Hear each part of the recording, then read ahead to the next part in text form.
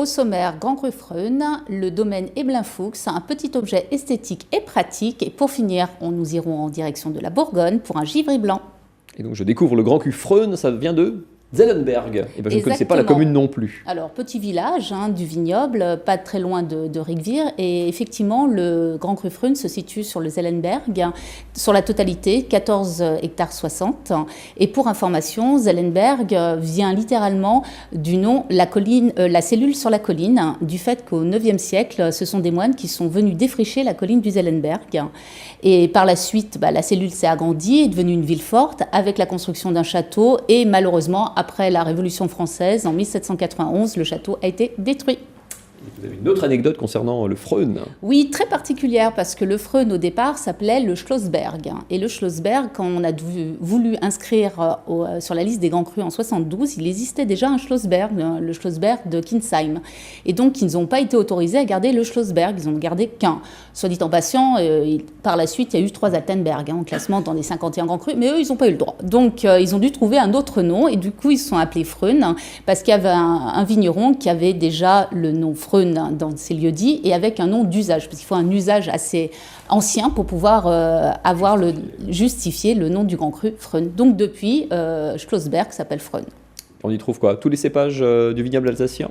Alors, essentiellement du Gewürztraminer en majorité, mais il existe également en plantation du Pinot Gris et du Muscat. Mais on va revenir au Gewürztraminer qui, sur le Grand Cru Freun, va avoir des notes plutôt de rose, des notes très épicées. C'est souvent des vins avec du sucre résiduel qui sont plutôt amples, mais un côté très aérien, très fin, très élégant, avec un potentiel de garde relativement important, comme tous les grands crus d'Alsace, mais avec une ouverture à privilégier au bout de la 4e, la 5e année, c'est là où ils sont très bien.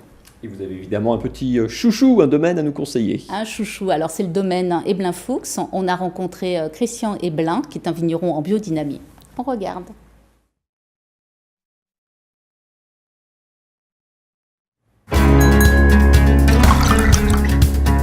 Des arômes un peu exotiques, floraux, de type pétales de rose, et en bouche des Gewürztraminer très épicés.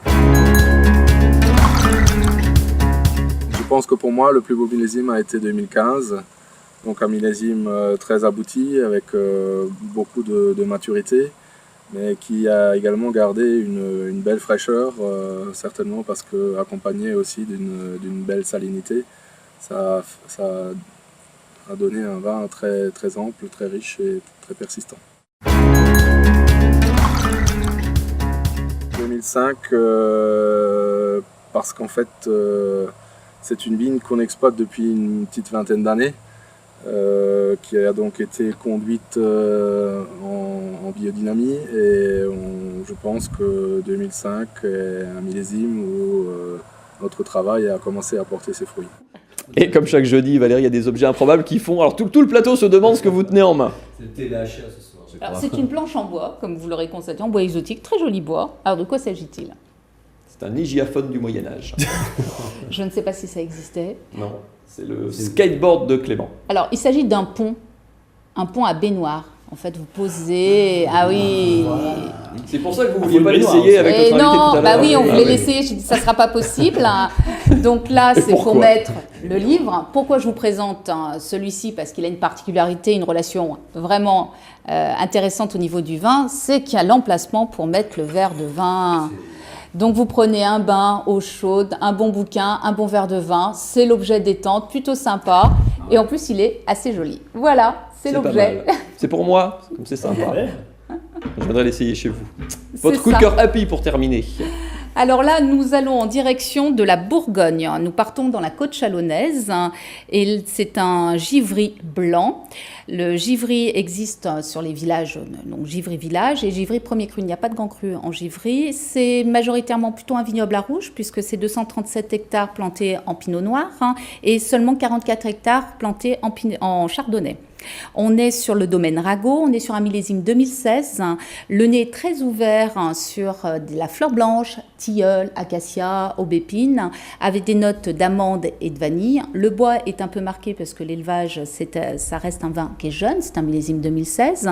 La bouche est une belle tension, un côté un peu salin, avec une finale sur des notes de silex. C'est un vin qui a une très jolie longueur, un joli potentiel de garde à une dizaine d'années. Je le préconise de le garder quand même une petite année en cave parce que le bois est encore un peu marqué et il est parfait sur une blanquette de veau parce que le côté gras de la crème va effacer le côté boisé. Si vous citronnez un petit peu votre blanquette, vous garderez quand même la fraîcheur du vin. C'est l'accord parfait de saison. Voilà pour l'explication du Givry blanc. Interrogation écrite à la sortie pour les invités. Vous avez conquis votre auditeur. Domaine Rago, vous avez toujours aimé les ragots, Valérie, je le savais. Exactement. Merci beaucoup, Valérie. On se retrouve bien sûr la semaine prochaine. Vous restez avec nous. On rappelle évidemment que ceci est à déguster avec modération, car l'abus d'alcool est dangereux pour la santé.